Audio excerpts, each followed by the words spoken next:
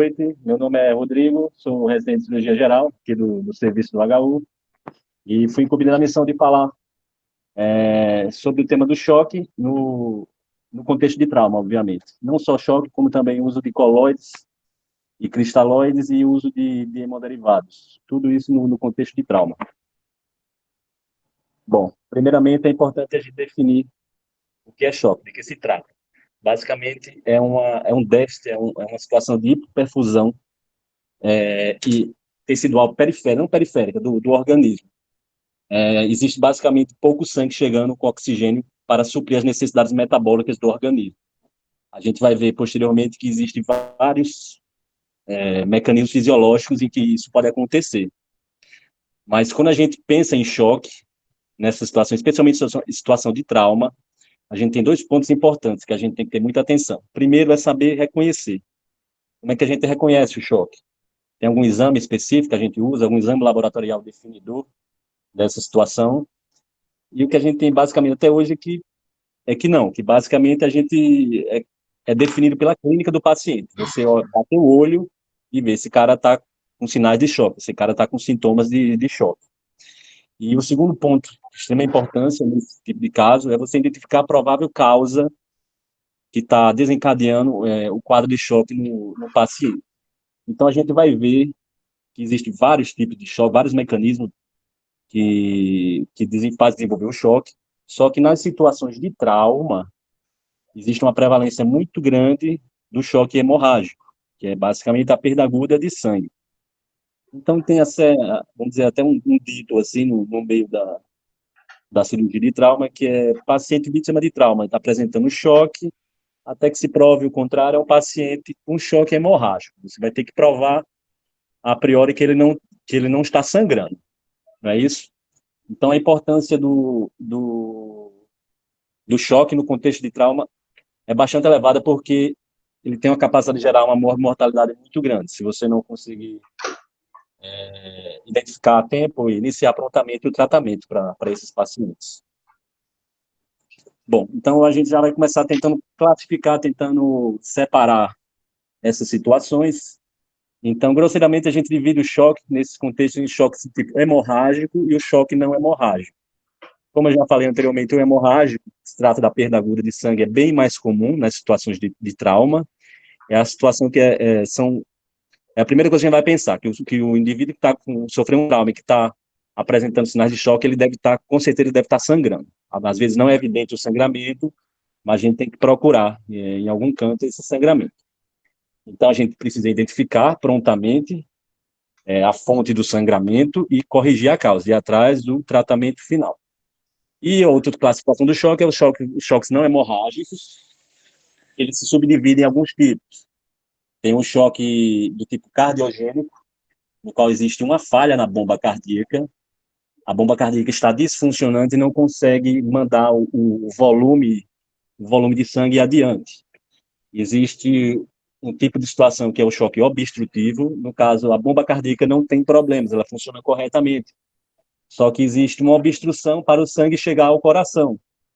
Nesses casos de choque obstrutivo, vai ter dois diagnósticos diferenciais importantes, que é o pneumotórax hipertensivo e o tamponamento cardíaco. Existe outro tipo de choque, já com um mecanismo fisiopatológico distinto, que são os choques distributivos. São divididos, são basicamente dois tipos, que é o choque neurogênico e o choque séptico. Nesse tipo de choque não tem necessariamente perda sanguínea ou disfunção da bomba cardíaca ou nada do tipo. É basicamente a periferia periferia, no organismo da gente, existe uma vasodilatação periférica que faz com que o sangue fique estagnado, o sangue não circule no sistema circulatório. Então, ele é representado basicamente por dois tipos, que é o choque neurogênico e o choque séptico.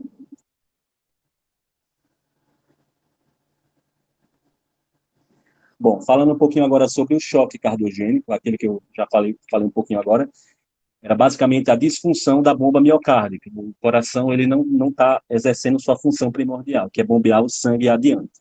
Então, a gente vai ver que, no contexto de trauma, é mais comum acontecer indivíduos vítimas de traumatismo fechado. também pode estar relacionado com quadros de embolia gasosa.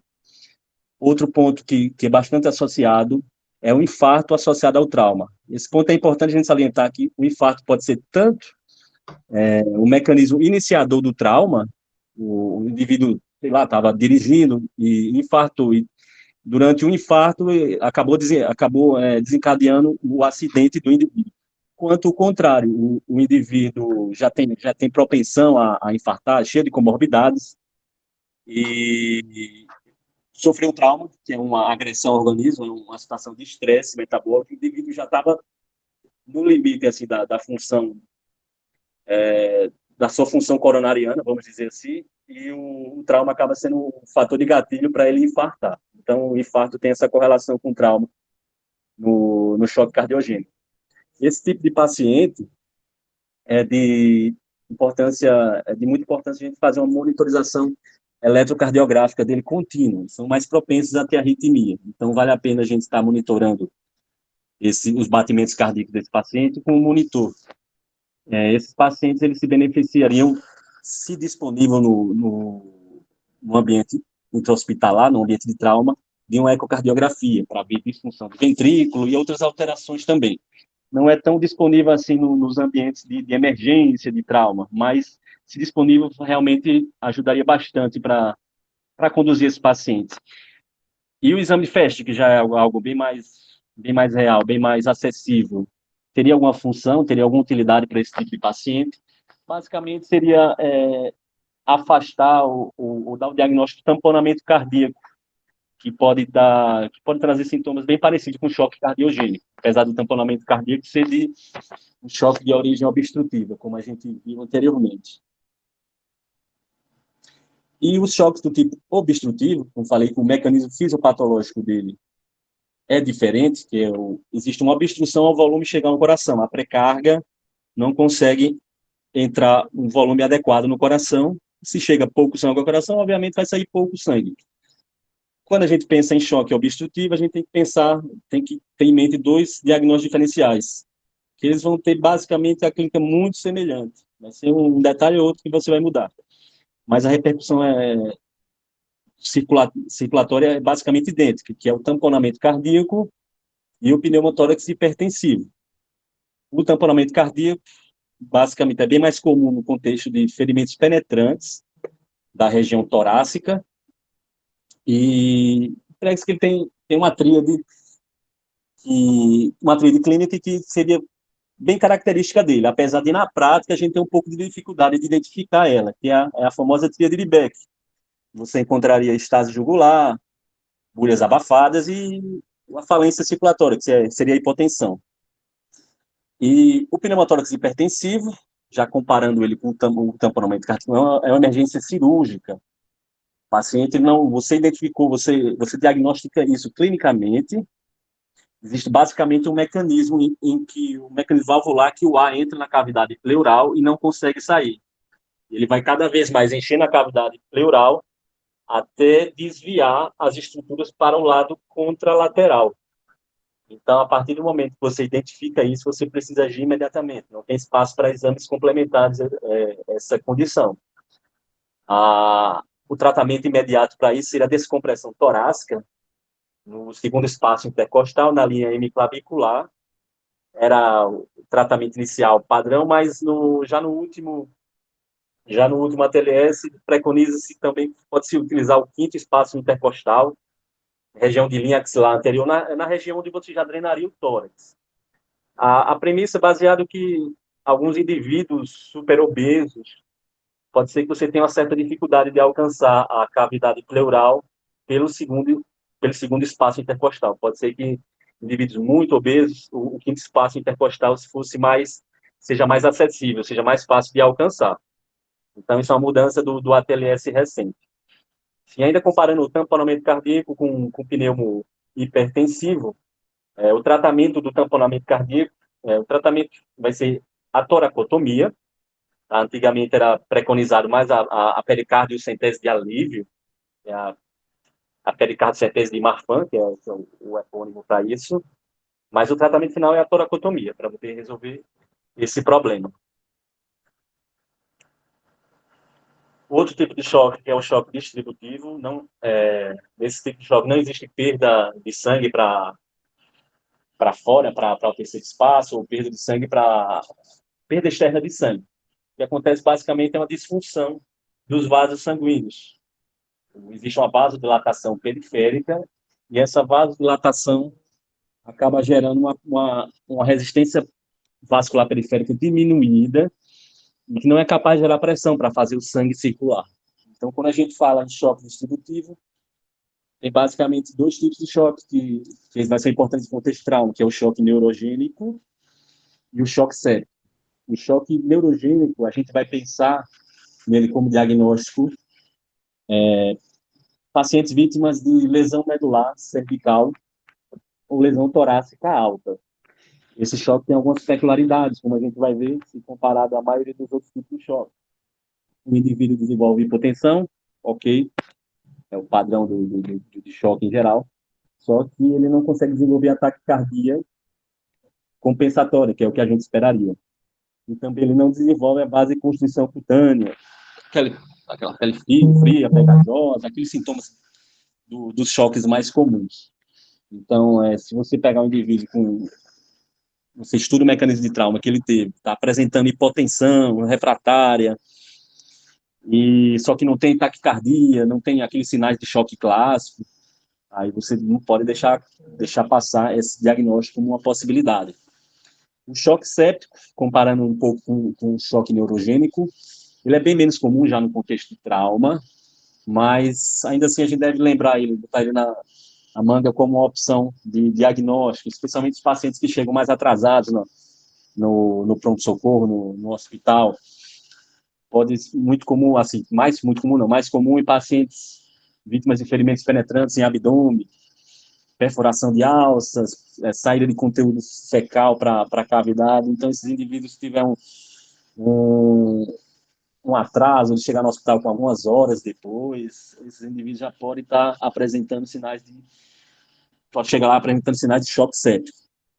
Lembrar de choques, etiologias de choques concomitantes. Tá? O indivíduo não pode estar apresentando choque hipovolêmico, choque por hemorragia, por sangramento, e também pode estar apresentando choque neurogênico, que teve uma lesão medular cervical. Então, não é porque tem um choque que não pode ter outro.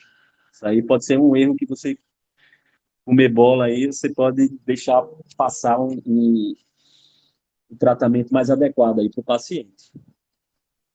E, assim, apesar do choque, você tem em mente o choque neurogênico, quando você, pelo mecanismo de trauma e pelos sinais clínicos, você pensa, eu acho que esse paciente tem choque neurogênico, mesmo assim, inicialmente, você trata ele como se fosse choque hipovolêmico, como se fosse hemorrágico. Você faz o quê? Você dá volume inicialmente para esse paciente. Você não pode deixar de seguir o fluxo normal do tratamento. Falar agora de choque hemorrágico, que precisa definir hemorragia inicialmente, nada mais é do que a perda aguda de volume sanguíneo. Estima-se que o volume de sangue de uma pessoa seja 7% do peso dessa pessoa. Então, uma pessoa com 70 quilos, ela teria mais ou menos 5 litros de sangue. Então, estudar um pouquinho da fisiologia cardíaca, falar brevemente como o coração, como o nosso sistema circulatório faz essa compensação, quando os indivíduos começam a perder sangue. A gente lembra da lei de Frank Starling, que basicamente o estiramento do músculo cardíaco, quanto mais estirado ele chega um volume no coração, esse músculo se distende, as fibras se distendem, dependendo quanto mais volume chega, mais o coração se contrai para impulsionar esse volume adiante. Então, basicamente, isso é a lei de Frank Starling. Ou seja, o coração ele tem uma capacidade, tem uma habilidade para poder lidar com volumes diferentes, em situações diferentes. Então, quando o indivíduo entra em estado de perda de sangue, de hemorragia, os mecanismos compensatórios iniciais para esse paciente, basicamente, começa com o aumento da frequência cardíaca. É conhecido como o sinal mais sensível para você diagnosticar um choque em pacientes. Você não vai atrás, não vai pensar primeiro, eita, a pressão caiu do paciente, ele está chocado. Isso aí já seria sinais tardios. Você vai estar deixando passar quadros iniciais de choque, onde a terapêutica seria muito mais efetiva. Outros sinais compensatória seria vasoconstrição periférica. Vasoconstrição periférica, que basicamente se funciona para preservação do sangue para órgãos nobres. Então, nessas situações de extrema necessidade, o organismo inteligentemente vai tentar preservar a saúde do cérebro, do coração e dos rins. Aí vai acontecer basicamente vasoconstrição periférica da pele, do leito esplâncnico. Então, isso é uma forma compensatória que o organismo lida com situações de perda de sangue, situações de choque. Lembrar da frequência cardíaca, que limítrofe, que divide o normocárdico para o taquicárdico, que varia, né, com relação à idade do paciente. Então, pacientes lactentes tem a frequência considerada taquicárdica acima de 160, os pré-escolar acima de 140, pacientes na até puberdade até 120 é considerado normal, depois disso é taquicárdico, e o adulto, que a gente toma como base a frequência de 100 batimentos. Mais do que isso, a gente considera já que o paciente está taquicárdico. E lembrar que a distribuição do volume vascular, ela tem suas peculiaridades. No indivíduo em homeostase, basicamente 70% do volume sanguíneo das pessoas encontra no leito venoso, 30% está no leito arterial. Então, em situações de necessidade de estresse, perda de sangue aguda, isso também serve como forma compensatória. Existe um remanejamento desse volume venoso para o leito arterial. A fisiopatologia é um pouco mais a nível celular. Os indivíduos, quando entram em estado de choque, as células começam a trabalhar com metabolismo anaeróbico, produção de ácido lático. Isso vai gerar uma cascata de reações que, em última instância, leva à morte celular. Primeiro, inicialmente, a liberação de citocinas pró-inflamatórias, depois a perda do gradiente elétrico dessas células, a alteração da permeabilidade celular. Esses indivíduos depois vão tender a apresentar edema e também, em última instância, vai acontecer a morte celular. Tá? Nesses casos, o indivíduo desenvolve acidose metabólica, vai acontecer nos casos mais graves de choque ou nos casos persistentes. Tá? Não necessariamente ser muito grave, mas o paciente não conseguiu o tratamento correto. Então, esses indivíduos sedentários vão desenvolver acidose metabólica. O problema da acidose, em última instância, ela vai levar à disfunção múltipla de órgãos, que vai matar o paciente, esse paciente vítima de trauma, que é a disfunção múltipla de órgãos. Falar agora continuando falando sobre choque hemorrágico, é importante a gente lembrar o ATLS e não comer bolo nessas situações. O choque hemorrágico pode chamar muita atenção, às vezes. Você vê um indivíduo jorrando sangue, uma lesão arterial, jorrando sangue para fora, e isso pode assustar algum leigo, assim, quando vê essa situação. Só que você não pode comer bola nessas situações. Existe um protocolo de atendimento preconizado pelo ATLS, que tem uma ordem de prioridade do atendimento. E a ordem de prioridade ela permanece, mesmo nas situações mais visualmente impactantes. O indivíduo com lesão arterial, por exemplo, na femoral jorrando sangue, você não pode olhar para isso primeiro. Você tem que preocupar primeiro com a sequência preconizada pelo ATLS. Primeiro você se preocupa com as vias aéreas e a proteção da coluna cervical. E depois vai se preocupar com a respiração, a ventilação, se está ventilando corretamente esse paciente. Aí não sei que a gente chega para a gente se preocupar com situação de choque, tentar estancar esse sangramento, o procedimento científico. Então, como é que a gente identifica o choque hemorrágico? A pressão arterial, o indivíduo vai ficar hipotenso? Sim, a tendência é ser notado esse indivíduo desenvolver hipotensão. Só que aí, você esperar isso, você pode estar comendo bolo, porque isso aí seria um sinal tardio. Você esperar isso acontecer, isso pode trazer um atraso no tratamento do paciente e diminuir as chances dele de sobrevida. O sinal mais importante que deve guiar a gente é ataque cardíaco, que é o sinal mais sensível. Então, como você pegar paciente de trauma, encontrou ele, dependendo do mecanismo do trauma, você vê a frequência 110, 120, pode estar relacionado à ansiedade, nervosismo, claro que pode, mas aí você deve levar em conta esse achado clínico, como potencial paciente possível candidato a estar sendo vítima de choque, vamos dizer assim. Outro ponto que você deve avaliar nesses pacientes é a avaliação das extremidades. Indivíduos com choque hemorrágico vão apresentar extremidades mais frias, pegajosas, feito de enchimento capilar lentificado. Então, isso são sinais muito claros, sinais de choque muito claros, choque hemorrágico. Também há uma diminuição da pressão de pulso, que é a diferença entre a pressão sistólica e a pressão diastólica. Indivíduos que estão chocando, essa pressão tende a convergir. Então, a diminuição da pressão de pulso. Então, você pegou um indivíduo vítima de trauma, frio, pele fria, pegajosa e taquicárdica, esse indivíduo, isso aí não tem. Esse indivíduo está com sinais de choque, esse indivíduo está desenvolvendo um quadro de choque. Existe uma classificação para os tipos de choque hemorrágico. Basicamente, ela separa a gravidade do choque, estimando a perda sanguínea, a perda de volume de sangue desses indivíduos. Então, são quatro classes. A classe 1, a mais leve de todas, estima uma perda sanguínea de até 15%, ou seja, até 750 ml de sangue numa pessoa de 70 quilos.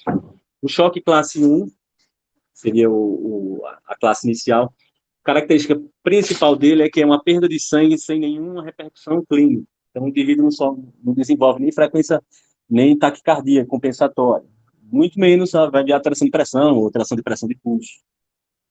Não tem frequência respiratória aumentada. Enfim, a única coisa que poderia estar alterada seria uma diferença, seria um déficit de base, que poderia se encontrar até -2. Mas, fora isso, você não vai identificar nenhum sinal nesse paciente. Uma situação, como exemplo desse tipo de choque, seria uma doação de uma bolsa de sangue. Você está doando cerca de 500 ml de sangue, então não chega nem a desenvolver taquicardia ou algum desses sintomas compensatórios. Aí tem a classe 2, a classe 3, a classe 4. Obviamente, a classe 4 sendo a mais severa de todas, em que se estima uma perda de sangue de mais de 40%, ou seja, no indivíduo de 70 quilos, mais de 2 litros de perda de sangue. Esses indivíduos vão ter a frequência cardíaca bem mais elevada, a pressão arterial deles provavelmente já vai estar reduzida. De diferença para os outros quadros, eles tendem a apresentar um sensório mais rebaixado, pelo menos um paciente vai estar no mínimo sonolento, tá? E o base excess dele, o déficit de base dele, provavelmente menor que 10. Então, falando um pouco de cada uma dessas classes, a classe 1, provavelmente ela não precisa de transfusão sanguínea, só você monitorar o paciente.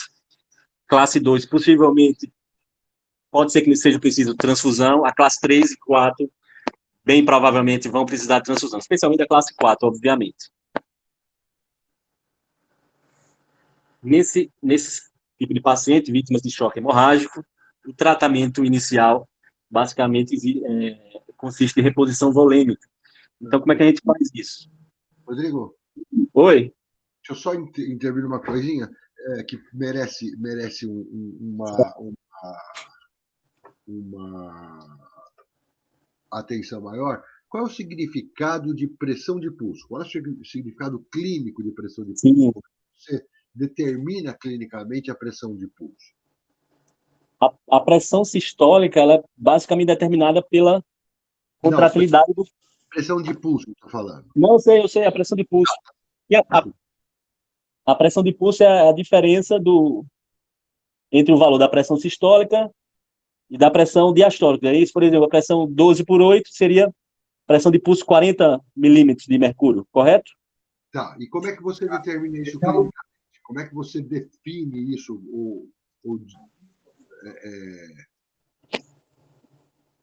Percebe isso clinicamente? Clinicamente? Que essa é uma coisa que você não deu ênfase, e é muito importante a ênfase. Não, acho que não entendi, professor.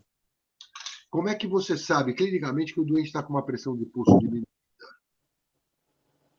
Clinicamente, sem nem avaliar a pressão, é só no...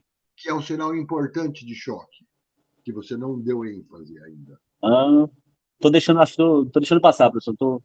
Que é o pulso fino, o pulso filiforme. Sim, o pulso filiforme, sim, claro. Tá? Sim, verdade.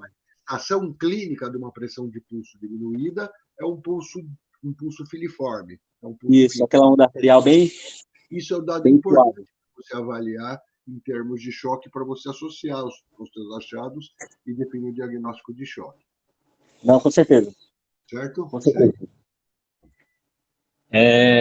Bom, continuando, a reposição volêmica inicial, o tratamento inicial para esses pacientes vítimas de choque hemorrágico, é preconizado pelo ATLS uma administração inicial de 1 litro de solução cristalóide. Se você estudar a ATLS de edições passadas, você percebe que existia uma certa tendência a diminuir o volume de solução expansora com o passar do tempo. Antigamente preconizavam 1 a 2 litros, antes disso era 2 litros, às vezes até mais. E o que se vê cada vez mais, que a gente estuda reposição volêmica em pacientes críticos e pacientes vítimas de trauma, que essas soluções expansoras elas não são tão inócuas quanto alguns podem achar. Ah, toma aí 1.000 de soro que não vai ter nenhum problema. Não tem problema cardíaco, você pode fazer volume nesse paciente. Só que cada vez mais estudos mostram que reposição liberal demais, reposição volêmica liberal demais, está mais associada à mortalidade. Então, a última adição da TLS preconiza inicialmente 1 litro de solução cristalóide, 1 litro de solução ringuelactato, para fazer a relação para crianças, você faria uma relação de 20 ml para cada quilo. E depois de 1 litro, o que é que você faz? Mais 1 litro? Sim, provavelmente você vai fazer mais de 1 litro ainda, mas aí você já começa a pensar em hemotransfusão para esses pacientes, porque o volume, o expansor volêmico, essa solução cristalóide, ela não é sangue, então ela não vai conseguir suprir as necessidades finais do indivíduo. Não esquecer que esses pacientes você pode repor sangue, repor volume, solução cristalóide, mas você precisa controlar a fonte de sangramento desse paciente. O paciente não vive à base de doação de sangue em situações dessas. Pode estar doando sangue sem parar para ele, e se a fonte de sangramento dele estiver ativa, esse paciente não vai conseguir sobreviver. Outras coisas que você pode fazer no atendimento inicial dos pacientes vítimas de choque, já bem preconizado nessas últimas edições nessa última edição do ATLS, é o uso do ácido tranexâmico, que é o transamin. Já foi comprovado que ele reduz a mortalidade, e ele é usado em alguns contextos, sim, já em situações de perda sanguínea, de choque hemorrágico. Preconiza para esses pacientes pelo menos um gel com 18, antigamente era preconizado 2 gelcos 14 para o paciente, um em cada braço, em cada antebraço. Hoje em dia já não, já preconiza pelo menos um 18 já poderia ser utilizado para esses pacientes. Existe algo que a gente vai falar um pouquinho depois, que é protocolos de transfusão maciça, que alguns pacientes vão se beneficiar bem disso. Pacientes como, por exemplo, eles recebem 4 concentrados de hemácias dentro de 1 hora, ou mais de 10 concentrados de hemácias em 24 horas, esse paciente já pode se dizer que ele está recebendo transfusão maciça. Então, quando o paciente recebe transfusão maciça, existem alguns protocolos, diversas sociedades de cirurgia diferentes, mas a ideia basicamente é a mesma, é você repor não só concentrado de hemácias, mas aí você repõe plaquetas também, concentrado em plaqueta e plasma fresco congelado. A regra preconizada pelo ATLS, na última edição, é 1 para 1 para 1, uma bolsa de hemácia, uma bolsa de plaqueta, uma bolsa de plasma. Essa regra não é absoluta. Se a gente for ver sociedades de cirurgia de trauma diferentes, pode ser que a gente encontre uma relação 2 para 1 para 1, ou coisa diferente, sei lá, na sociedade europeia ou na sociedade australiana, por exemplo. Mas a TLS está usando a proporção de 1 para 1 para 1. Mudanças, né, mais recentes com relação a essa reposição volêmica inicial é mais, como eu falei, mais parcimônia em reposição volêmica, tá certo? Você não vai, o paciente está sangrando, não vai inicialmente repor sem sentido, sem controle, o volume desse paciente. Tem que lembrar também de um conceito chamado hipotensão permissiva. Esses indivíduos, ele está sofrendo uma perda aguda de sangue, por exemplo, sangrando para dentro da cavidade abdominal. Você encontra o paciente com uma pressão 9,7, 9,6. Você imagina a normal pressão dele 12/8, aí você quer repor volume até ele chegar a 12/8 novamente? Não, não é o ideal. A gente não deve fazer isso, porque a tendência é que essa pressão, essa normal pressão dele favoreça a persistência desse sangramento. Então, enquanto você não controlar o sangramento, a fonte de sangramento dele, você deve fazer uso da hipotensão permissiva, claro, salvo contraindicações. A gente vai ver que basicamente situações em que o indivíduo tem TCE. Aí contraindicaria essa hipotensão permissiva. Lembrar, excesso de fluidos mata também, tá certo? É uma coisa que ficou bem, tá ficando mais evidente, tá? No estudo de pacientes vítimas de trauma e pacientes críticos também, pacientes críticos, pacientes de UTI de maneira geral. Além disso, o ácido tranexâmico, salientando um pouquinho o uso dele, ele reduz mortalidade, já ficou bem comprovado. E para quem a gente vai usar isso? Basicamente, indivíduos com sinal já de choque, a pressão, com alteração da pressão arterial, indivíduo, ou seja, um choque já 3, choque 3 ou choque 4, indivíduo também que está com sangramento ativo. Então, esses indivíduos são candidatos a usar o ácido tranexâmico, idealmente nas 3 primeiras horas do atendimento. O ideal é que esteja, por exemplo, na ambulância do SAMU, vai prestar o primeiro atendimento para esse paciente, e já ser iniciado antes de chegar no hospital. Então, isso reduz mortalidade, isso já ficou bem claro. E, além disso, nessa questão de reposição volêmica, a gente pode lidar com um problema bem real, bem factível no nosso dia a dia. Não conseguir acesso. E aí, o que é que a gente faz para esse paciente? É normal não conseguir acesso, dependendo do tipo de paciente. Então, a gente vai ter algumas opções. Idealmente, o ATLS preconiza a punção intraóssea. Só que existe aí um trocátesinho específico para realizar essa punção que, aparentemente, ele não é tão disponível quanto se gostaria. E ele tem um preço, um valor bem mais alto. Então, pode ser uma dificuldade de encontrar isso no nosso dia a dia. Outras opções que a gente pode lançar a mão é uma dissecção de veia para esses pacientes. Idealmente, a via safena seria uma via mais facilmente acessável nesses contextos, mas não necessariamente precisa ser ela. Outra opção seria o acesso venoso central. Essas duas últimas opções não são opções ideais, mas a gente trabalha com o que tem. Então, pode ser necessário você fazer isso, e, se necessário, o cirurgião, o médico, ele lança a mão dessas opções, só que fica a cargo da habilidade técnica dele para decidir o que é melhor para o momento. Outro ponto importante, não restringe só a reposição volêmica, não é só repor expansor volêmico, cristalóide, não é só repor sangue. Você precisa controlar o sangramento desse indivíduo, dos pacientes. Como é que a gente faz isso? Bom, para sangramentos para o meio externo, a gente pode lançar mão de uma medida simples e eficiente, que é a compressão direta. É uma medida inicial e bastante eficiente. Então, quando a gente vê alguma coisa sangrando, faz a compressão direta, que isso aí já é uma terapêutica bem importante para ajudar o paciente.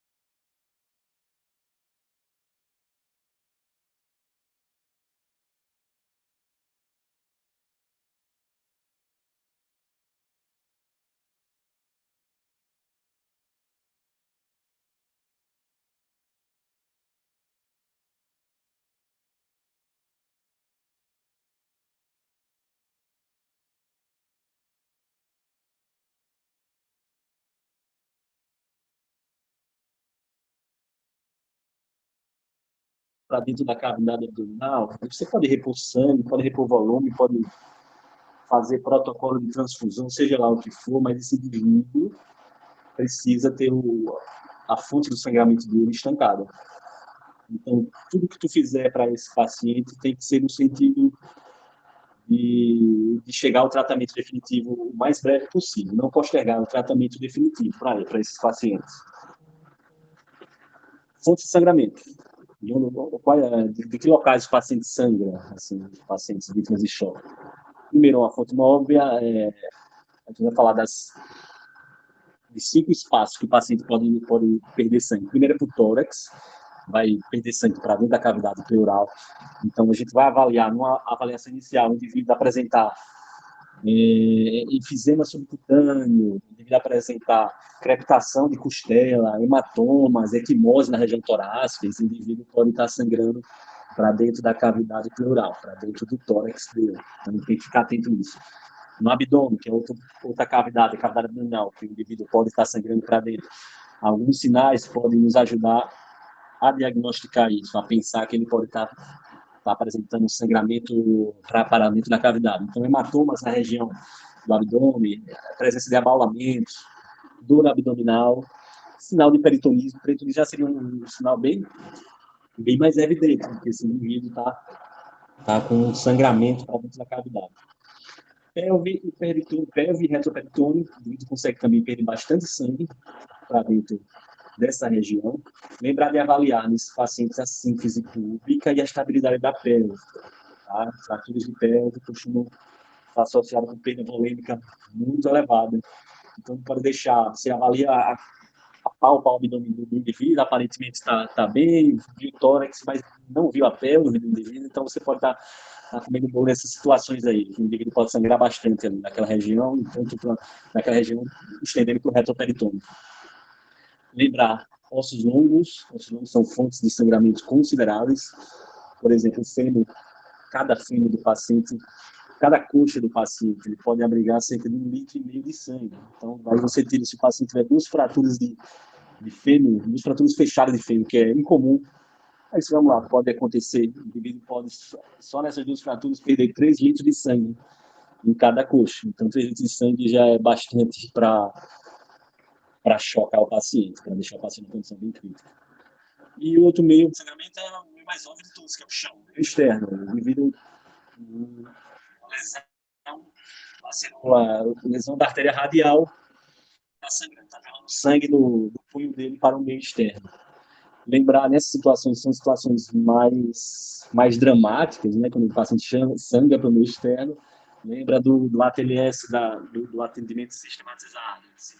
O A, o B, o C, né, primeiro se preocupa com as vias aéreas, se preocupa com a coluna cervical, depois com a caixa respiratória, com a ventilação só, e o último você vai cuidar desse sangramento mais evidente. Obviamente, em situações de trauma, de atendimento de trauma, você consegue, com uma equipe maior, você faz mais de uma coisa ao mesmo tempo, não precisa fazer uma coisa individualizada, mas, enfim, vale a pena ressaltar isso daí.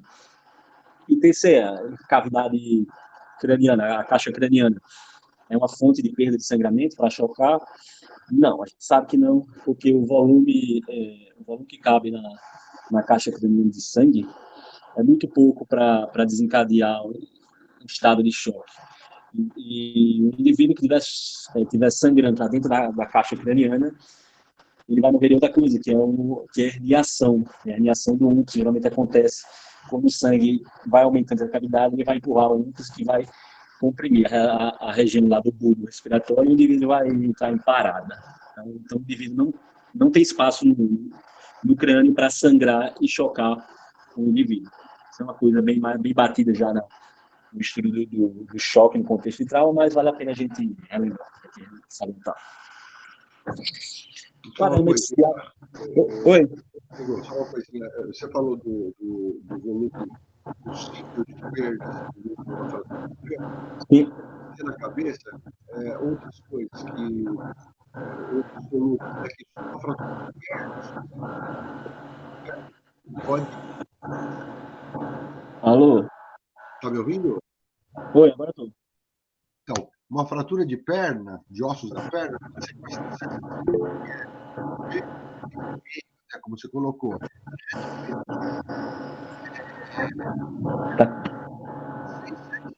no retroperitório. Diego, você falou que o áudio é o meu e Rodrigo?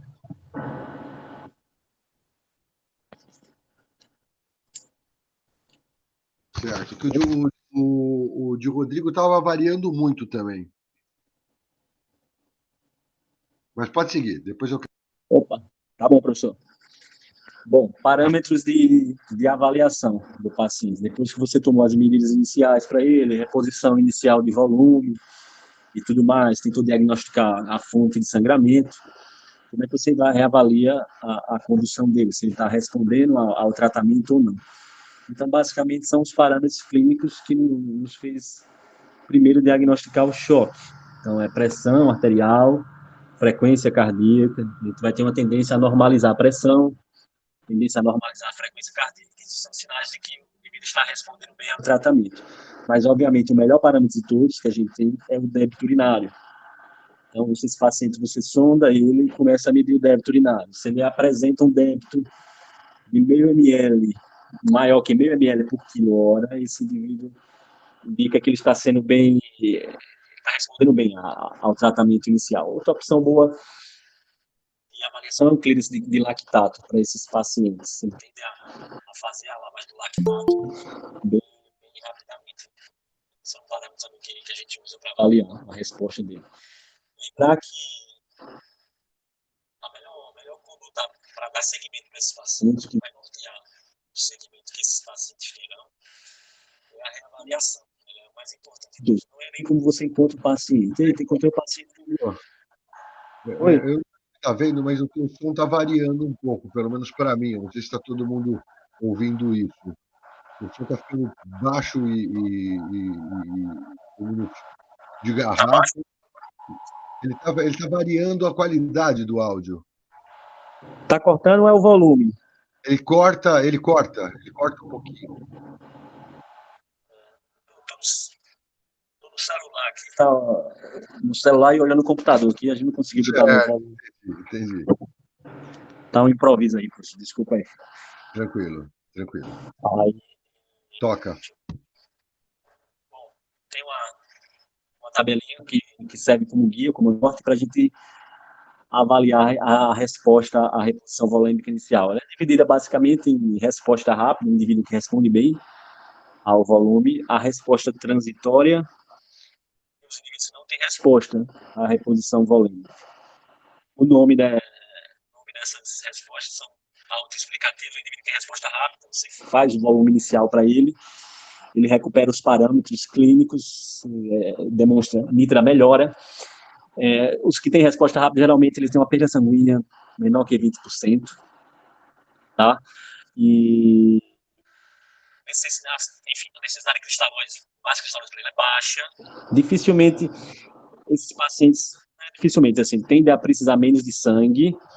E esse paciente, quando precisa de sangue, você tem tempo de fazer as provas cruzadas, o sangue te para tudo direitinho para dar se caso venha a precisar, você dá o sangue mais apropriado para ele. Esses indivíduos são candidatos a cirurgias? Provavelmente não, mas pode acontecer. Pode ser que seja necessário em algum momento.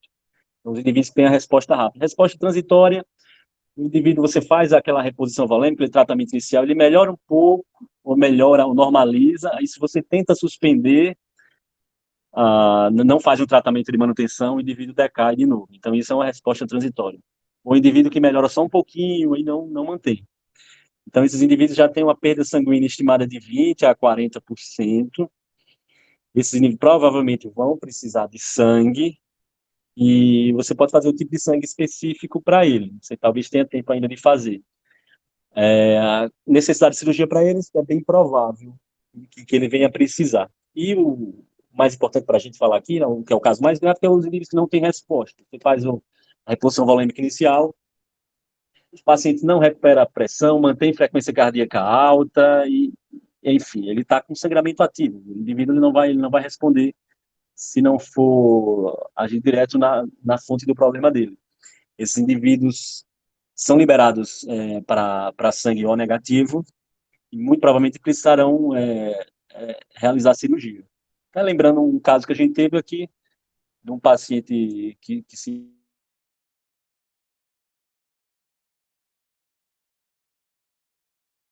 bem avançado, vamos dizer assim. Aí os indivíduos que não têm resposta ou resposta mínima, a gente tem que lembrar, esses indivíduos provavelmente estão sangrando continuamente, estão perdendo sangue, provavelmente é para dentro dentro de alguma daquelas cavidades, assim, porque o pulmão externo é muito evidente.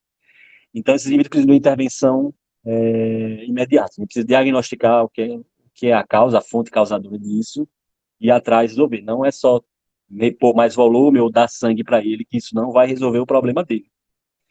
E lembrar desses indivíduos que não têm resposta à reposição volume inicial, que eles podem fazer parte do diagnóstico diferenciais do choque hemorrágico. Pode estar apresentando choque distributivo, o indivíduo pode ter tido um choque hemorrágico, um choque neurogênico também associado. O indivíduo pode estar apresentando choque cardiogênico também. Você está repondo volume, mas o paciente está infartando também. O coração, a bomba cardíaca dele não está funcionando muito bem. O indivíduo pode estar apresentando choque obstrutivo. Beleza, ele sangrou para dentro da cavidade abdominal, mas aí ele está com um tamponamento cardíaco. O sangue não está chegando para dentro do coração e, consequentemente, não é bombeado adiante para suprir as necessidades metabólicas. Uso de hemoderivados para... Vem do choque medular, né, Rodrigo? Essa categoria, nesse mesmo ponto, do doente que não responde. Isso, exatamente. O uso de hemoderivados no contexto do trauma. O objetivo, basicamente, é a gente restabelecer a capacidade de transporte de O2. Oi? Rodrigo, deixa eu só apontar uma coisinha antes de você entrar no uso de hemoderivados. Pode falar. Que é a respeito do que você estava comentando a respeito do que tem evoluído essa postura de reposição em termos de choque, né? Há 25 anos atrás, o ênfase era dado sempre na ressuscitação, né? Vocês lembram que eu falei uma vez, inclusive, dos acessos venosos, que a gente tinha o costume de utilizar um acesso para ver a cava superior, para o sistema cava superior, outro para o sistema cava inferior, antes de você ter diagnóstico da fonte de sangramento, mas se tinha muito ênfase no acesso venoso calibroso sempre, você falou isso aí, né, de gelco 12, 14, 2 gelcos, né, mas se dava a ênfase de atendimento ao choque era ressuscitação para o sangramento, né, e isso vem sendo invertido com o passar dos anos, né, cada vez mais é para o sangramento e cada vez menos é reposição. É importante ter claro que essa ideia de ser mais parcimonioso na ressuscitação é uma coisa já bem antiga, né? Os serviços de atendimento pré-hospitalar, principalmente os europeus, tinham alguns protocolos diferentes do que a gente usava no TLS já há 20, 25 anos, e já utilizava esse conceito da hipotensão permissível, hipotensão controlada, né? Principalmente no ambiente pré-hospitalar. Isso é um dado que é sabido há muito tempo. O doente que recebe uma ressuscitação vigorosa no pré-hospitalar e demora a chegar no ponto de atendimento definitivo, esses doentes têm um índice muito maior de complicação e de óbito, né? Então, esse conceito de hipotensão permissiva foi um conceito que foi sendo incorporado progressivamente no ATS, mas ele é antigo, né? A gente tinha essa diferenciação dos protocolos de atendimento mais americanos, mais os protocolos europeus. Os europeus já utilizavam isso há mais tempo. Tá? Nesta evolução, tem que ter claro uma coisa, que a cirurgia pode fazer parte do movimento de ressuscitação, né? Então, se você tem um doente que tem um sangramento absurdo e que você não consegue controlar de imediato, a cirurgia já faz parte da ressuscitação. Então, enquanto você está fazendo as outras coisas, o doente já vai indo para a sala e eventualmente sendo operado. Uma coisa interessante dessa história da evolução, Transamin, há 20 anos atrás, era piada. Você falar de Transamin para o doente era piada. Transamin, sabe? E hoje a gente inverteu completamente isso e faz parte do protocolo já no pré-hospitalar. Tá bom, isso aí. Pode entrar no final aí. Pronto, professor. Pronto, a função do uso de hemoderivados para esses pacientes tem basicamente a função de restabelecer a capacidade de transporte de oxigênio. Por quê? Porque inicialmente você repõe volume, expansor volêmico, só que o soro que a gente bota, o rim lactato, ou até mesmo fisiológico, não tem hemoglobina, então não transporta, não carrega oxigênio para os tecidos periféricos dele. Então, os indivíduos que estão em situações de choque, especialmente os choques classe 3, classe 4, muito provavelmente eles vão se beneficiar de uso de hemoderivados. Então, há certa tendência ao uso precoce de hemoderivados. Então, os indivíduos que apresentam, ou seja, indivíduos que têm o choque classe 3 ou 4, provavelmente vão precisar, especialmente o classe 4. Classe 4 você já começa logo de cara. E os indivíduos que têm resposta transitória ou resposta mínima, você reavalia o paciente, fez só soro inicialmente 1 litro, reavaliou, não respondeu ou teve a resposta mínima, já está na hora de pensar em uso de sangue. Não vamos correr mais 2 litros de soro para esse paciente, não. Agora não, você já pensa precocemente no uso de hemoderivados para esses pacientes. Então, a bolsa de sangue você pode usar, pode usar ela com todos os testes, bem seriadazinho, direitinho, bem específico para o paciente, se tiver tempo para isso. Se o indivíduo está num choque, um grau 2, talvez, tem o tempo de você fazer uma reposição, ele respondeu, aí... Mas se tiver em situação crítica mesmo, o indivíduo você já parte direto para o sangue tipo O negativo, sangue universal para esse paciente. Ele não, se você perder tempo tentando fazer os testes, aí você pode diminuir a chance de vida desse paciente. Então, ainda sobre o uso de sangue, né, nesse contexto de trauma, lembrar que a mulher jovem tem uma certa tendência a preconizar o uso do sangue RH negativo para ela. Sempre tem a chance da paciente poder estar grávida. Então, você não quer sensibilizar ela com sangue o RH positivo. Ainda usado no outros dispositivos que são usados para nessas situações, por exemplo, a autotransfusão é um mecanismo, um aparelho que você instala no paciente, um dispositivo estéreo, você coleta o sangue da cavidade torácica e basicamente manda de volta para a circulação do paciente. Então, é um aparelho que faz esse procedimento. Não é tão comum, vamos dizer assim, a gente vê por aí, mas no ATLS é por isso como opção para aqueles hemotórax volumosos, se for disponível, você fazer isso para o paciente. Lembrar que pacientes com TCE grave, e pacientes que fazem uso de anticoagulantes ou uso de AS, se você tiver isso na história, você se beneficiaria muito para esses pacientes fazer transfusão de plasma fresco e ou plaquetas associadas. Tá? Só o TCE grave, mesmo sem o uso de AS, esses indivíduos podem se beneficiar de transfusão de plasma e transfusão de plaquetas para um prognóstico melhor para esses pacientes. E a gente ele vai ver sobre a questão dos protocolos de transfusão maciça, que basicamente consiste naquilo que eu estava falando, sobre quando o indivíduo recebe mais de 4 concentrados de hemácias, aí é hora de você começar a repor outras coisas também, que só o sangue para esse paciente também, ele vai ter uma certa limitação. Então, quando você repõe a partir de 4 hemácias, talvez seja fazer uma proporção de plasma fresco para esse paciente e plaquetas também. Aí, nisso, a gente chama dos protocolos de transfusão maciça. Como eu falei, são 10, o indivíduo que recebeu 10 concentrados em 24 horas, ou mais de 10 ou mais em 24 horas, ou 4 ou mais em 1 hora. Então, esses indivíduos, a gente diz que está recebendo transfusão maciça. A gente pode prever, tentar prever situações em que o indivíduo ele vai precisar de transfusão maciça assim quando chega. Então, é um índice que a gente chama de shock index, que quando ele é maior ou igual a 1,4, e ele apresenta mais 2 desses parâmetros abaixo, esses indivíduos vão muito provavelmente precisar de transfusão maciça. Acaba sendo bem, apesar do nome sofisticado e dessa criterização assim bem separada, é só uma forma mais bonita de você avaliar o paciente, que é basicamente pela clínica do paciente. Você pegar um paciente, chegou no pronto-socorro, chegou no hospital, com ferimento penetrante no abdômen, a frequência de 100, 140, 150, PA sistólica, PA meio que inaudível, 8,4, alguma coisa, esse indivíduo já está numa classificação de choque grau 4. Esse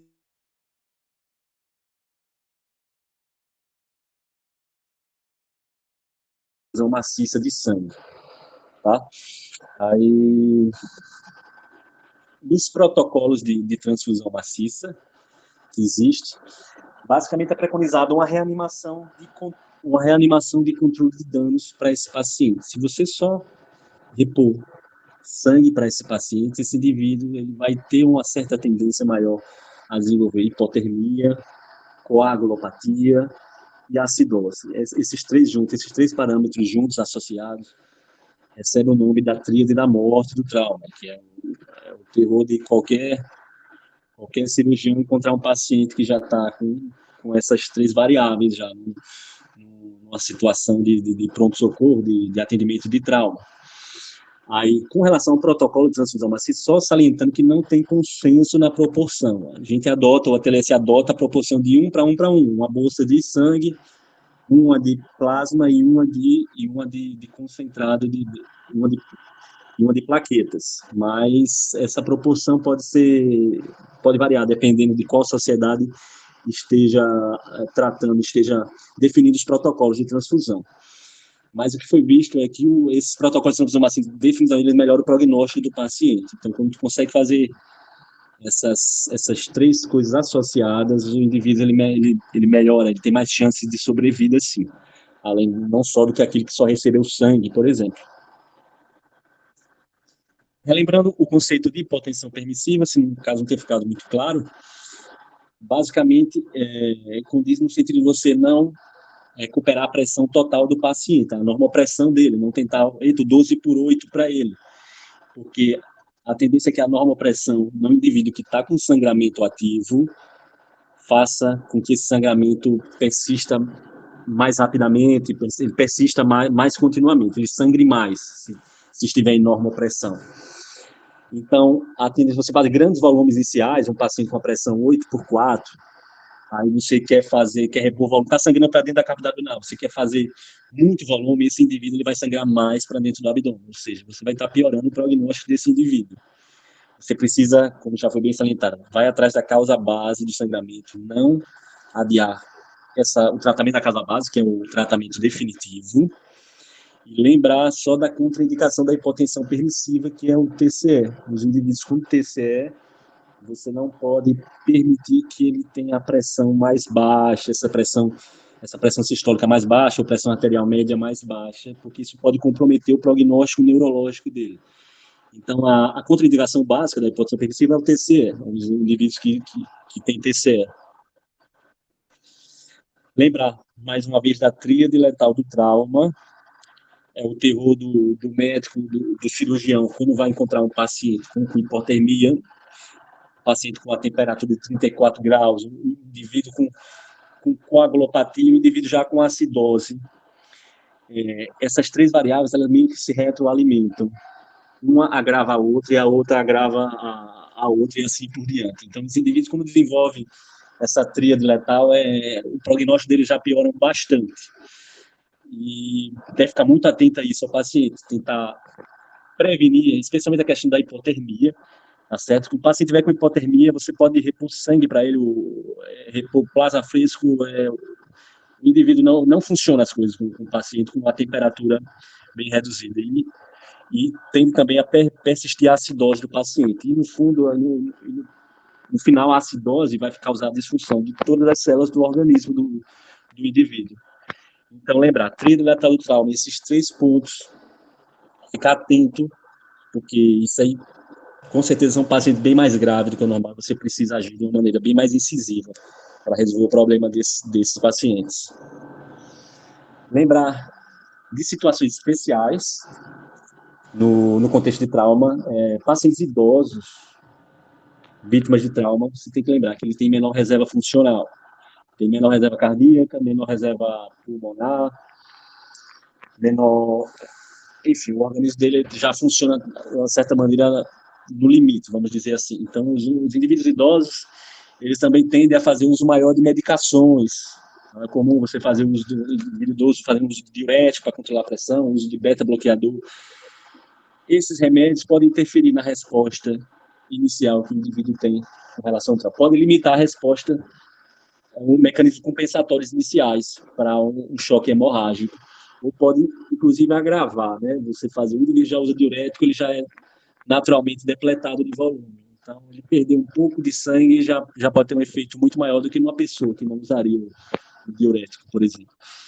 Outra coisa, esses indivíduos eles podem se beneficiar de uma monitoração mais invasiva. Já indivíduos mais idosos, talvez com cardiopatia, alguma coisa do tipo, o tratamento pode matar tanto quanto a patologia, que é o choque hemorrágico. Então, se você não souber fazer uma reposição adequada, não tiver os parâmetros bem corretamente aferidos, bem na sua mão, você pode estar prejudicando o prognóstico dele. Lembrar que a mortalidade aumenta com a idade. Tá? O mesmo acidente para um indivíduo de 20 anos repercute em uma mortalidade X, e o mesmo acidente para um indivíduo com 80 anos repercute uma mortalidade, com certeza, guardada de proporções maiores. Lembrar dos pacientes gestantes, outro tipo de situação especial, gestantes, ela tende a ter hipervolemia fisiológica, tá? Então pode ser que ela tenha capacidade de perder um pouco mais de sangue até apresentar o choque. Lembrar também atletas, eles têm uma grande capacidade de compensação, então ele já pode ter perdido um grande volume sanguíneo e ainda se apresentar aparentemente compensado. Então, isso não deve passar em branco, não, quando a gente estiver avaliando o paciente. Pacientes com uso de marca-passo, lembrar que o marca-passo cria uma limitação para a resposta, ele tem uma limitação para os batimentos cardíacos desse paciente. Então, esses pacientes podem descompensar mais rápido também. Você deve ficar de olho nisso, na história. Se o paciente apresenta um marca-passo, você vê que apresenta um marca-passo, você tem que ficar mais de olho nesse paciente. Ele não responde... o mecanismo compensatório não é igual a de pessoas que não usariam marca-passo. Medicamentos que podem interferir na resposta, como já foi dito, beta-bloqueador, ele vai limitar a capacidade de aumentar a frequência cardíaca. Tá? O uso de bloqueadores de canal de cálcio também, diuréticos, insulinoterapia, AINES também, tudo isso está relacionado com alteração na homeostase dos indivíduos, na capacidade deles de responder ao mecanismo compensatório inicial para os casos de choque. Lembrar os pacientes com hipotermia, tá? Você primeiro tem que prevenir a hipotermia, não pode deixar isso passar em branco, tá? Porque apesar do nosso meio às vezes não ser tão evidente, talvez aqui a gente vê, né, em regiões de calor, não tudo bem, professor? Não, estou no seminário aí. A Sara está por aí, ela está de plantão. Opa, desculpa aí, pessoal. Enfim, a hipotermia é muito importante a gente prevenir para esses pacientes. Apesar do nosso meio não ser tão evidente assim, a gente vive em região mais tropical, mais de calor, mas o indivíduo, mesmo aqui, o indivíduo com hipotermia, ele piora o prognóstico bastante. Então, o indivíduo com hipotermia, você pode transfundir plasma para ele, o sangue, nada funciona para ele, nada responde da maneira ideal. Então, tu tem que avaliar do paciente, avaliar a temperatura dele, na admissão, no contexto de trauma, tem que prevenir esses pacientes. Já peguei situação, por exemplo, até no hospital daquele trauma, de um paciente vítima de choque mesmo, já em transfusão sanguínea, debaixo do ar-condicionado gelado, superpotente. Então, isso é um descuido, você não pode permitir isso. O paciente tem que estar com a manta térmica, tudo aquecido, se você puder repor volume para ele, com fluidos aquecidos, melhor para esse paciente, obviamente. Então, não esquecer da hipotermia, que tem uma diferença muito grande aí no final do prognóstico para esses pacientes. Falando um pouco agora da diferença de situação do uso de soluções cristalóides ou coloides. Basicamente, as duas são soluções expansóricas, são soluções para a expansão volêmica do paciente, para você repor volume para o paciente. Essas soluções já são usadas há bastante tempo e existe uma certa discussão, um pouco longa, no contexto de pacientes críticos, de pacientes de trauma, qual é melhor.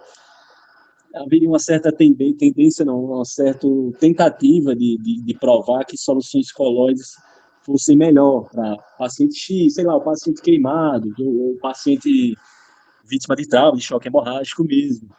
Existe uma certa, tem muito estudo, só que em nenhum momento ficou comprovado isso. Até muito pelo contrário. O que a gente tem bem mais estabelecido que as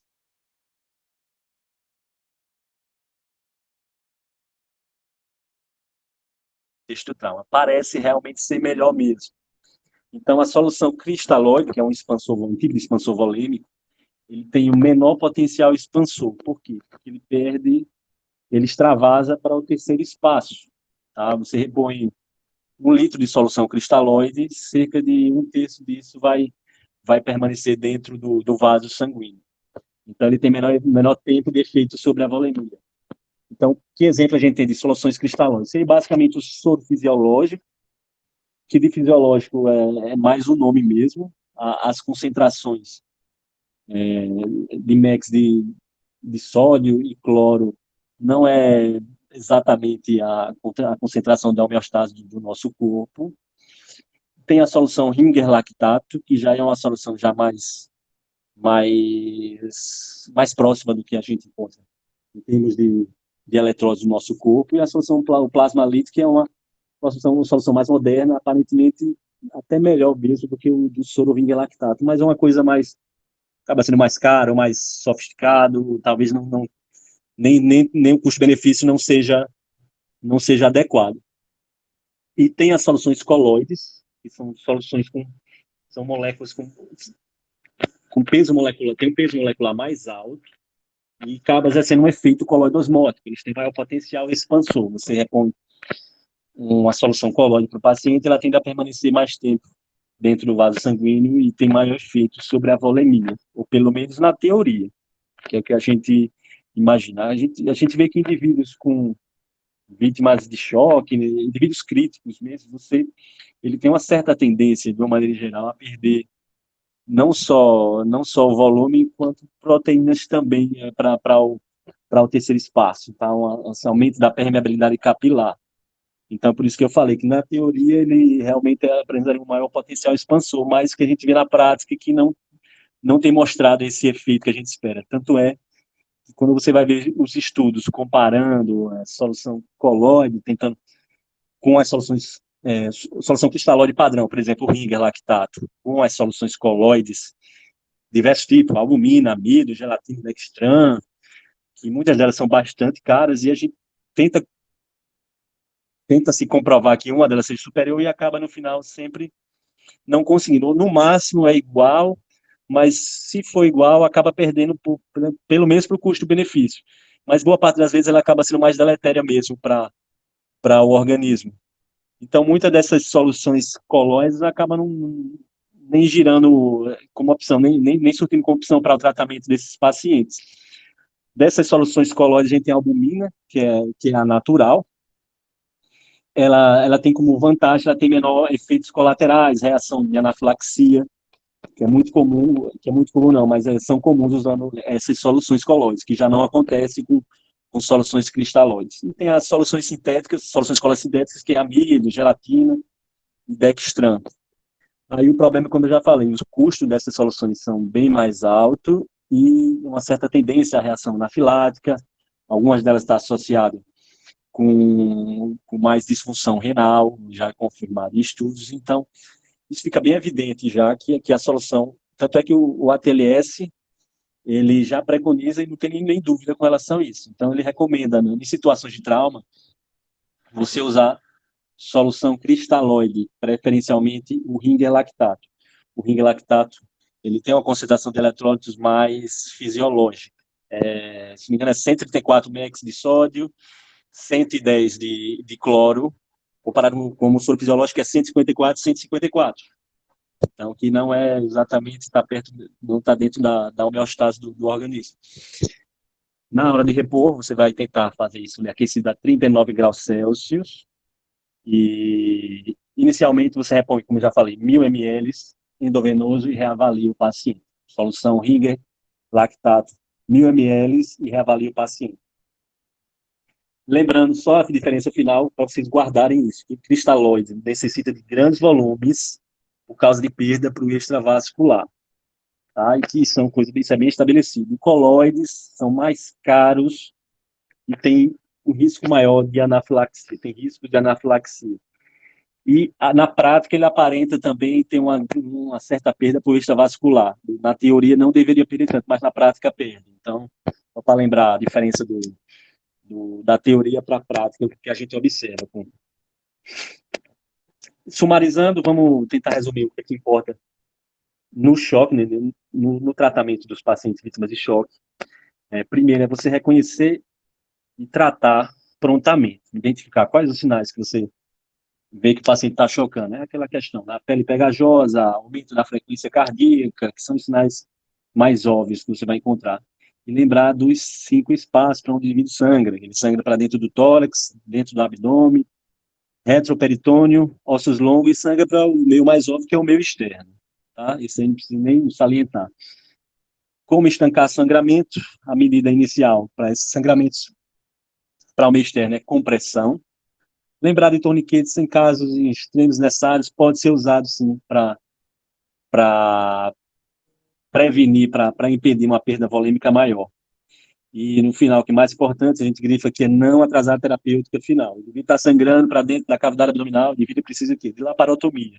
Provavelmente ele vai precisar de laparotomia. Então não é sangue, não é plasma, não é ringue lactato, não é plasma litro, não é nada disso, vai resolver o problema final dele. Então tu tem que direcionar o tratamento para resolver a fonte de sangramento dele. Lembrar, reposição volêmica adequada, ela tende hoje em dia a ser mais parcimoniosa, cada vez mais. A gente vê que volume demais, assim, está associado a pior prognóstico, e uma certa tendência hoje em dia à transfusão mais precoce, tá? O indivíduo perceber que não está respondendo, já vai atrás do sangue para esse paciente, que provavelmente esses indivíduos vão ter prognóstico melhor, se você entrar com transfusão precoce. Lembrar de uso de hipertensão permissiva, só da contraindicação dela, não esquecer. Pacientes vítimas de TCE. Paciente não tiver TCE, lembrar de, paciente estiver chocado, não tentar repor a normopressão, não tentar voltar a normopressão dele, que está associada a pior prognóstico.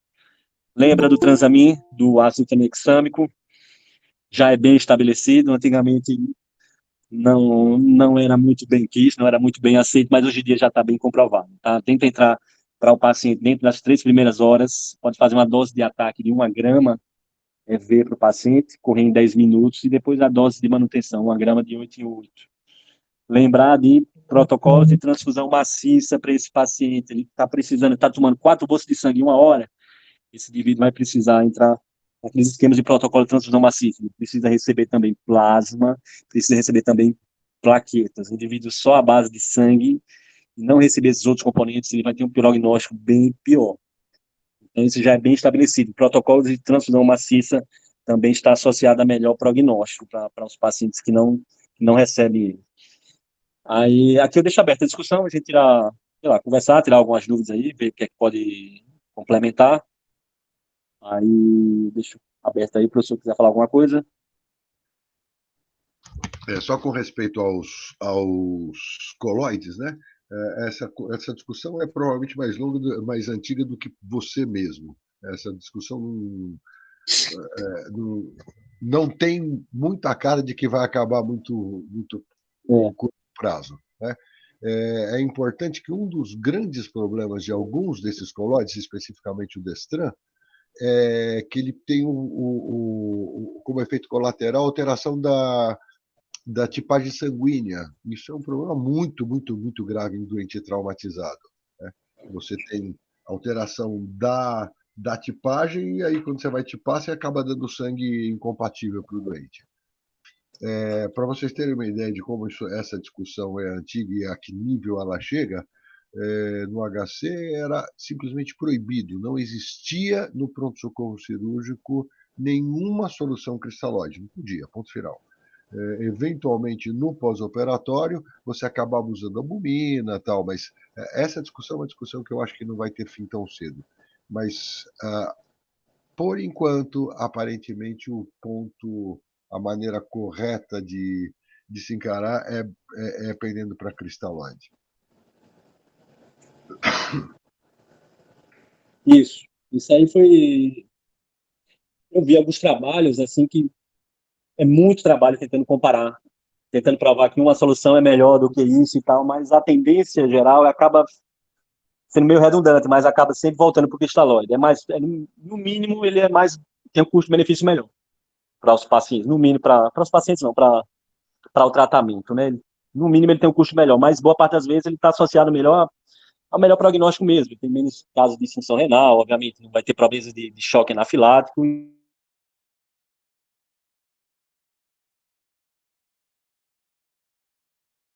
De problema de coloide é que, dependendo do tamanho da molécula do coloide, e dependendo da situação, do momento do choque que você começa a dar isso, você já pode ter momentos que você já tem lesão de microcirculação, tá? E aí o que você consegue? Você consegue deixar passar para terceiro espaço molécula com efeito coloide Com osmótico. efeito coloide osmótico. E aí você tem o inverso do que você estava querendo, né? Você começa a ter alguma coisa em terceiro espaço que puxa a água para o terceiro espaço e piora muito a tua situação. Então, como disse, essa discussão é uma discussão aparentemente sem fim, mas a tendência durante o tempo todo, mesmo se discutindo, é quase sempre a tendência para ficar mesmo para a questão. Exato. Perguntas mais alguém, não?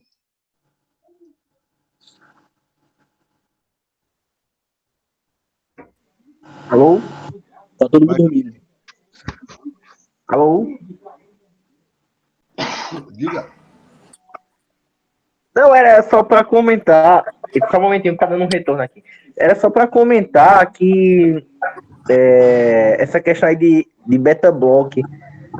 Eu já vi 2 casos lá no trauma, aqui em João Pessoa, que quase que a gente comia bolo, como diz o Rodrigo aí. Idoso, tomando beta-block, chegou aí com frequência de 85, 90, mas brancão, sabe? Todo incorporado, o feste com líquido com força na barriga. Às vezes passa batido, né? A gente chega lá, o paciente às vezes não dá informação, chega inconsciente. Às vezes ele não tem possibilidade.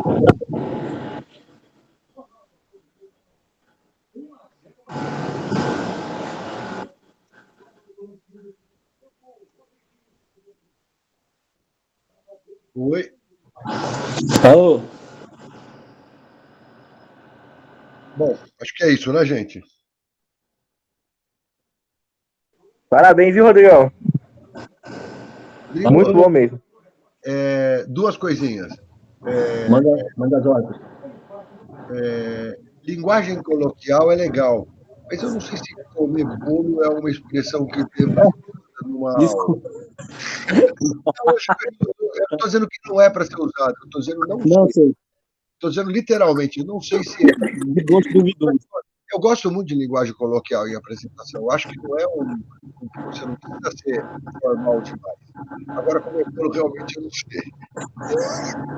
Tá bom. Ficou legal. Foi engraçado. Vale. Segundo, uma outra coisa legal em apresentação, e você se utilizou disso, isso é muito legal, é durante a apresentação você pontuar com ilustração do dia a dia, e de preferência ilustração do dia a dia em que a tua plateia vivenciou. Você utilizou isso é muito legal, tá? Mas no mais, apresentação excelente. Parabéns, Rodrigo. Valeu, professor. Pessoal, a gente sofreu, viu, com esse exemplo aí que a gente passou aí. Eu vi hoje a história. Mas foi curioso que eu lembrei esse seminário já estava pronto há um tempo, eu atendendo, eu vendo as coisas assim. Tava todo mundo aqui em cima e eu lembrando, caramba, cara, isso aí, enfim, me fez relembrar do seminário que já tinha aprontado, já tinha aprontado, sabe? E, enfim, o paciente... Usar isso sempre. Galera, vamos tentar usar a sexta-feira para a gente botar algumas coisas atrasadas em dia? Vamos?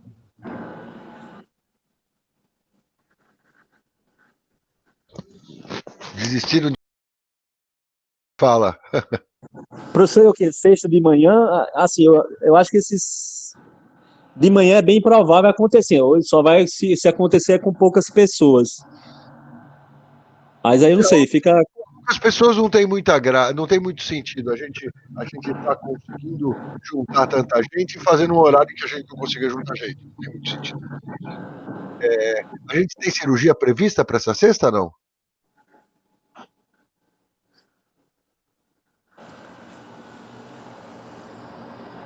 Professor, tem que ver com os meninos da geral se essa cirurgia que haveria hoje foi suspensa ficou para sexta ou para segunda.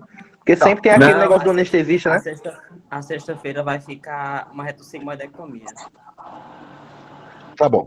Então, na segunda-feira, então porque a gente tem pequenas intervenções cirúrgicas de urgência, né? Tem a outra metade do trauma nos extremos de idade, que foi a gente só viu, já não lembro mais, a gente viu só idoso, só idoso, né? Faltou criança, não é isso? Ou foi o contrário? Foi o contrário, foi criança. Tá. E trauma na mulher, antes de a gente começar a partir para as coisas mais específicas.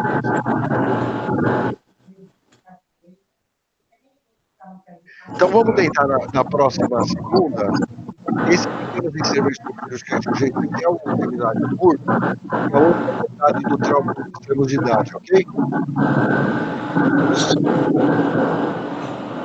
Tranquilo, professor. Certo? Boa Valeu. noite, molecada. Tchau, tchau.